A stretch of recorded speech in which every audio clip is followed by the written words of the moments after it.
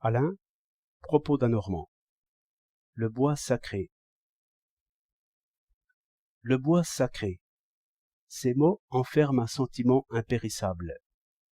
N'y voir que des muses, ou des dryades, ou des sylvains, c'est s'en tenir au livre. Mais la chose signifie par elle-même. Les pas du promeneur font sonner la terre. Le peuple des arbres marche avec lui. Toutes les perspectives changent d'instant en instant. Il semble que des formes se montrent et se cachent. Le sentier est partout, comme la trace d'un peuple invisible. Sur des perceptions de ce genre, il est possible que l'imagination ne travaille pas. Travail étrange. Esquisse toujours, qui s'achève en perception. Il semble toujours qu'en tournant la tête, on va voir autre chose, et ce n'est plus qu'un tronc d'arbre.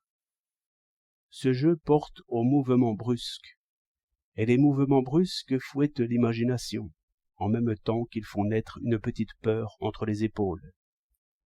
Ainsi naît tout un poème dans le bois sacré. Les rêves achèvent le poème, et les récits fixent les rêves. Bientôt, les enfants savent quels sont les dieux qui les guettent d'arbre en arbre.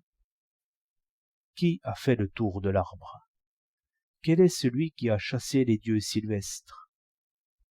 Non point quelques lestes dénicheurs d'oiseaux, car le dieu tourne autour de l'arbre aussi, plus réel à mesure qu'on le poursuit. Non, c'est quelque observateur qui s'est frotté les yeux, et qui a remarqué les traces que laissent les choses au fond des yeux. C'est ainsi que nos yeux, éblouis par le soleil, promènent partout sur les choses un petit fantôme violet. L'observateur a remarqué aussi comment le plus petit mouvement de la tête met en mouvement les choses immobiles, les fait danser et tourner, se poursuivre et se dépasser. Ces faits si simples furent longtemps interprétés comme des prodiges. Je me souviens qu'étant enfant, je fus très effrayé de voir qu'un nuage marchait avec moi. Puis on en vint à expliquer jusqu'au rêve, par la fatigue des yeux, ou le mouvement du sang, ou les résonances dans la cervelle.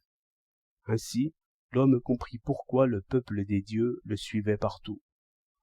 Ce n'était que le corps humain qui se mêlait aux choses, qui les colorait, les animait, les multipliait par son mouvement propre. Nous savons ces choses maintenant. Nous courons aux images vraies, mais il s'envole encore assez d'images fausses sous nos pas pour que nous comprenions l'histoire humaine et que nous sachions où les dieux sont enterrés. C'est le corps humain qui est le tombeau des dieux. 26 mars 1910